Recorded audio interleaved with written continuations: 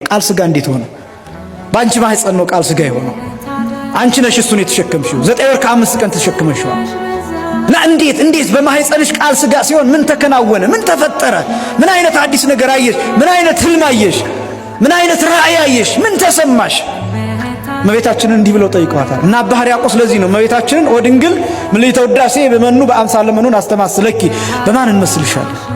ምን አይነት ምሳሌ እንሰጥሻለን? ምን ብለን እንጠራሻለን? ምስጋናን የተሞላሽ ሆይ ምእናም አንቲ ዘእምኔኪ ልብሰ አማኑኤል፣ ልብሰ ተስጋ ዘኢይተረጎም፣ የማይመረመር አማኑኤል በአንቺ ድንቅ ተዋህዶን ያደረገብሽ የሸማኔ ጉድጓድ አንቺ ነሽ ብሎ ይጠሯታል።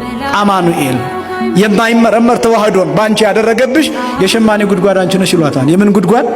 የሸማኔ ጉድጓድ 3 ነገሮችን ትይዛለች።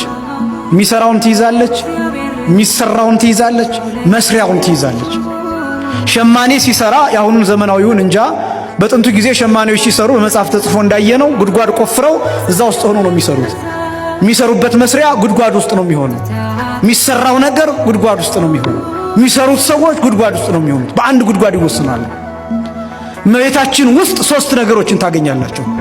እግዚአብሔር ጥበቡን ማህፀኗ ላይ በእመቤታችን በቅድስት ድንግል ማርያም ማህፀን ጥበቡን ብቻ ሳይሆን እርሱ ራሱ ደግሞ በእመቤታችን በቅድስት ድንግል ማርያም ማህፀን እርሱ ብቻ ደግሞ ሳይሆን የሚሰራው ስጋ ከእርሷ ማህፀን፣ እነዚህ 3ቱም ነገሮች በእመቤታችን ማህፀን ይገኛሉ። እና አንቺ የሸማኔ ጉድጓድ ነሽ ብሎ አባ ሕርያቆስ ይገልጣታል። የእመቤታችን አማላጅነት ከሁላችንም ጋር ይሁን።